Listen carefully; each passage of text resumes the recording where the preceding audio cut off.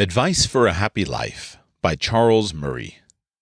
The transition from college to adult life is treacherous, and this is nowhere more visible than among new college graduates in their first real jobs.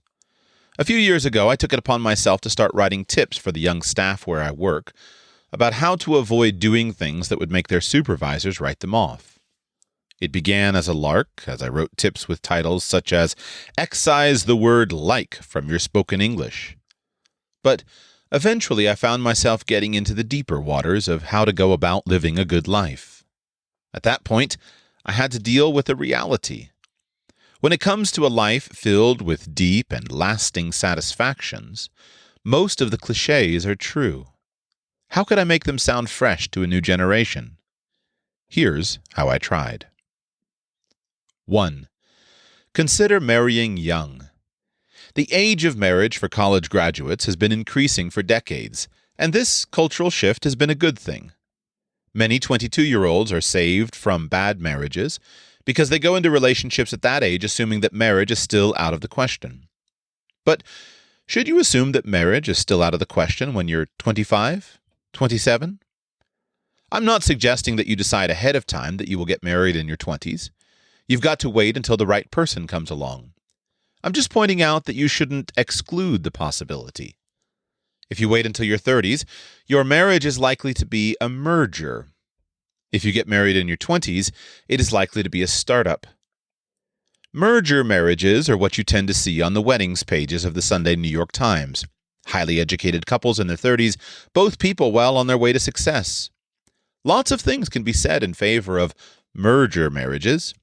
The bride and groom may be more mature, less likely to outgrow each other, or to feel impelled 10 years into the marriage to make up for their lost youth. But let me put in a word for startup marriages, in which the success of the partners isn't yet assured. The groom with his new architecture degree is still designing stairwells, and the bride is starting her third year of medical school. Their income doesn't leave them impoverished, but they have to watch every penny. What are the advantages of a startup marriage? For one thing, you will both have memories of your life together when it was all still up in the air. You'll have fun remembering the years when you went from being scared newcomers to the point at which you realized you were going to make it. Even more important, you and your spouse will have made your way together. Whatever happens, you will have shared the experience. And each of you will know that you wouldn't have become the person you are without the other. Many merger marriages are happy, but a certain kind of symbiosis, where two people become more than the sum of the individuals, is perhaps more common in startups. 2. Learn how to recognize your soulmate. Ready for some cliches about marriage? Here they come, because they're true.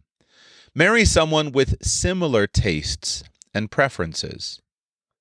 Which tastes and preferences?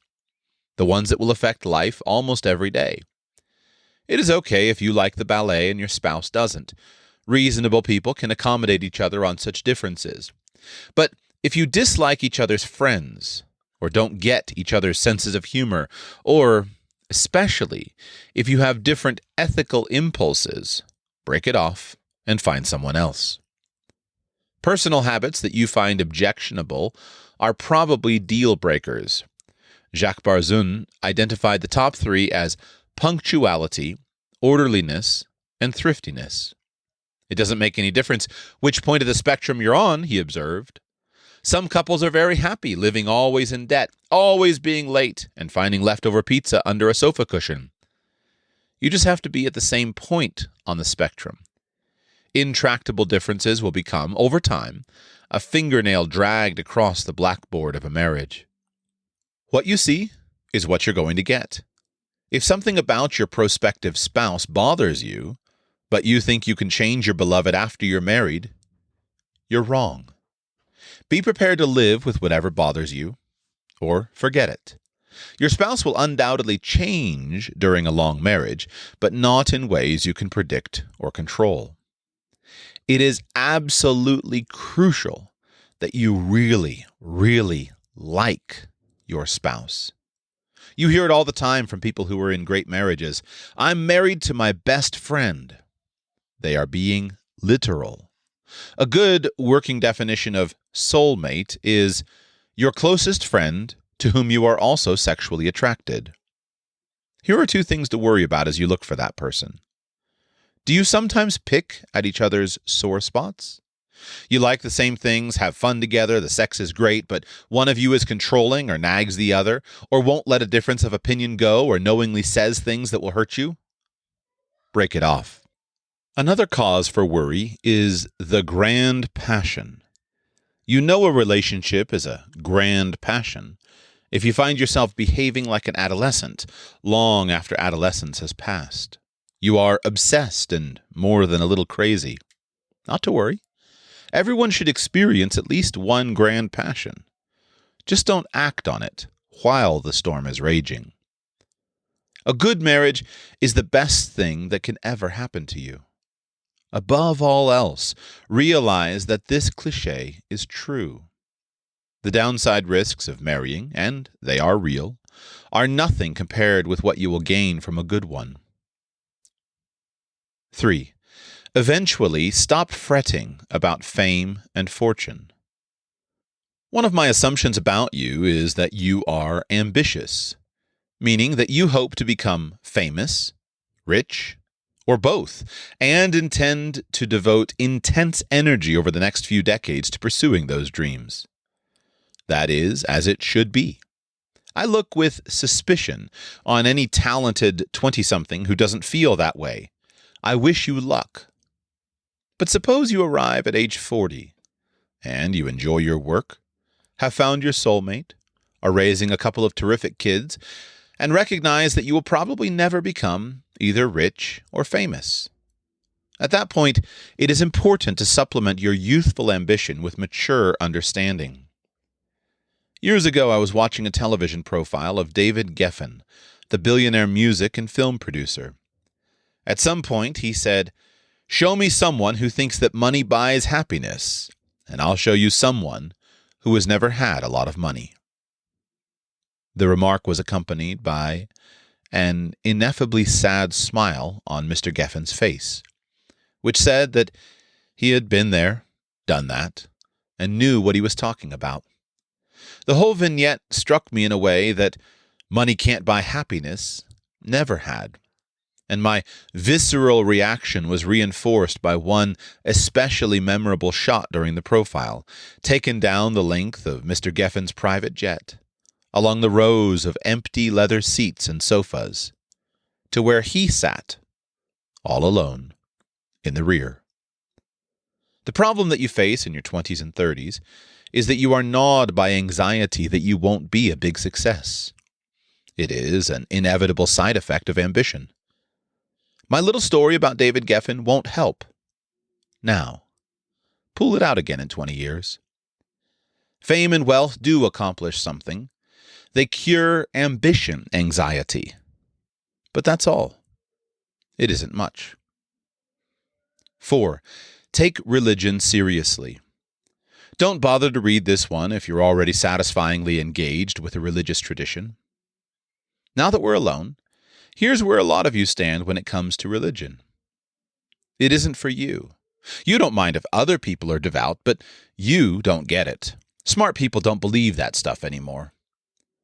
I can be sure that is what many of you think because your generation of high IQ, college-educated young people, like mine 50 years ago, has been as thoroughly socialized to be secular as your counterparts in preceding generations were socialized to be devout.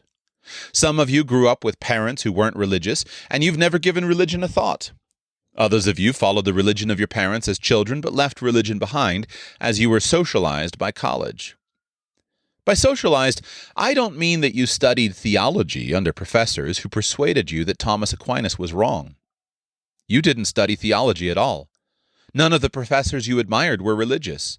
When the topic of religion came up, they treated it dismissively, or as a subject of humor. You went along with the zeitgeist. I am describing my own religious life from the time I went to Harvard until my late 40s. At that point, my wife, prompted by the birth of our first child, had found a religious tradition in which she was comfortable, Quakerism, and had been attending Quaker meetings for several years. I began keeping her company and started reading on religion.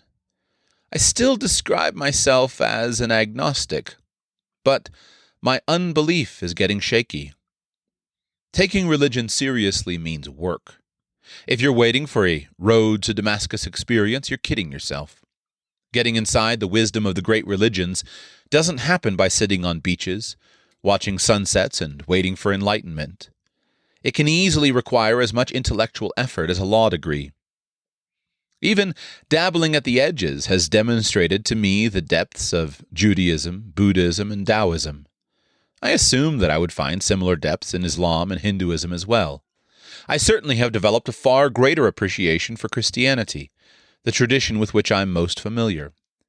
The Sunday school stories I learned as a child bear no resemblance to Christianity taken seriously. You've got to grapple with the real thing. Start by jarring yourself out of unreflective atheism or agnosticism. A good way to do that is to read about contemporary cosmology. The universe isn't only stranger than we knew, it is stranger and vastly more unlikely than we could have imagined, and we aren't even close to discovering its last mysteries. That reading won't lead you to religion, but it may stop you from being unreflective. Find ways to put yourself around people who are profoundly religious. You will encounter individuals whose intelligence, judgment, and critical faculties are as impressive as those of your smartest atheist friends, and who also possess a disquieting confidence in an underlying reality behind the many religious dogmas. They have learned to reconcile faith and reason, yes, but beyond that, they persuasively convey ways of knowing that transcend intellectual understanding. They exhibit in their own personae a kind of wisdom that goes beyond just having intelligence and good judgment. Start reading religious literature.